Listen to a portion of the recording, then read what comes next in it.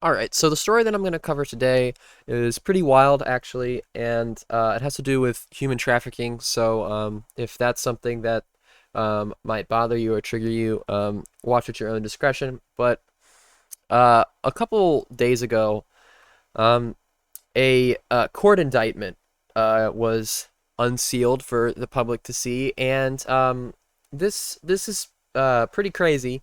Um, four men were charged, or not, they weren't all men. I apologize. Four individuals were charged with human trafficking and forced labor, along with a lot of other things. And they were here's the gist of the story. This commercial laundry business in Williamsburg, Virginia, was forcing undocumented immigrants to work for them.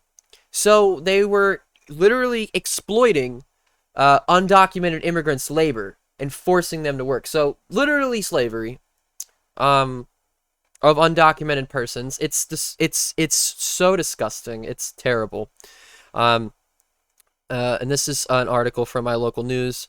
This week, a court indictment was unsealed, revealing that four people, including a Midlothian man, were charged in an alleged human trafficking scheme that took place for at least 4 years, from 2018 to 2022, at a Williamsburg laundry business. The name of the business, according to some of these articles, is Magnolia Cleaning Services. It's like they said, it's a commercial laundry business. When you look them up, I couldn't find anything despite me living in Virginia. There's just one right here that I think might be it, but I'm not 100%. And then I searched it on the yellow pages, and I still was having trouble finding the exact one. So I couldn't find the exact business on Google. At least, I don't think I could. But an indictment was unsealed, revealing that Anna Patricia Landaverde, Jeffrey Dean Vaughn, George William Evans of Midlothian, and Midlothian is right. It's not the area I live in, but I'm like right next to Midlothian. So this guy, George William Evans, he's literally someone that has lived or is from right next to where I live.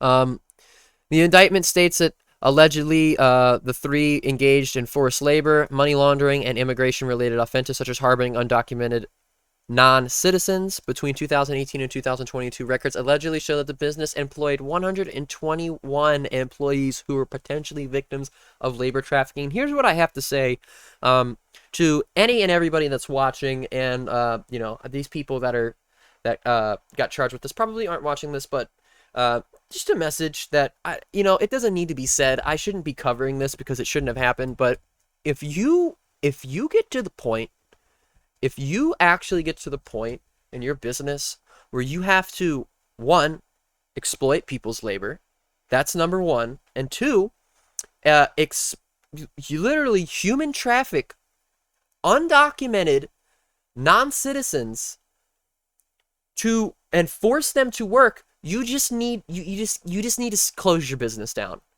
It's not worth getting it. It's crazy. It's fucking crazy that this isn't something that's like a new thing. It's not like these are the first people to do this. Human trafficking's a real thing. It's a real problem. Depending on who you talk to, some people might blow it out of proportion. Other people, might say that it's not a big deal at all. But when we do have these stories like this, it really does put things into perspective, because this does happen to people, and it's wild. It's crazy. According to the indictment, one victim was allegedly brought into the U.S. when she was 13 years old and had to work nights while also attending school during the day, literally forcing children to work. This is what these people are doing, what all of us, so clearly criticize places like China for doing. Literally slave labor. These people were doing this. They're being held on a $25,000 bond. The investigation was conducted by the Hampton Roads Human Trafficking Task Force. which is Hampton Roads is a part of Virginia. And again, if you're at the point where you have to start human trafficking people that are not documented as they're not citizens, they're undocumented citizens. If you're at that point, you need to close your business down and try anew. You do not, no one needs to do this. This does not need to happen. If you're at that point, you just need to say, fuck it, I'm done. Human trafficking is never the answer. That's never going to solve your problem. It's insane. It's absolutely insane that these people actually did this. It's disgusting. It's disgusting that this is happening. And again, a lot of people are gonna make arguments and saying, well, the undocumented immigrants aren't supposed to be here in the first place, but we don't. Regardless whether they are or not, which I don't have any issue with any undocumented immigrant being in this country. Regardless, we don't exploit people's labor. We don't do that. This happens everywhere in this country all the time. Citizens of the United States that work for massive corporations, their labor gets exploited every single day.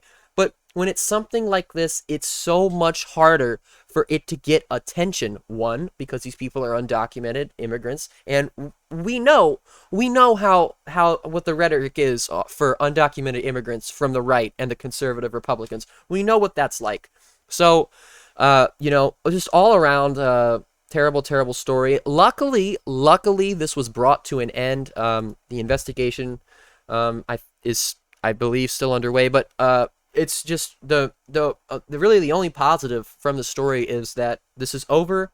It's done with. This human trafficking operation has been shut down, but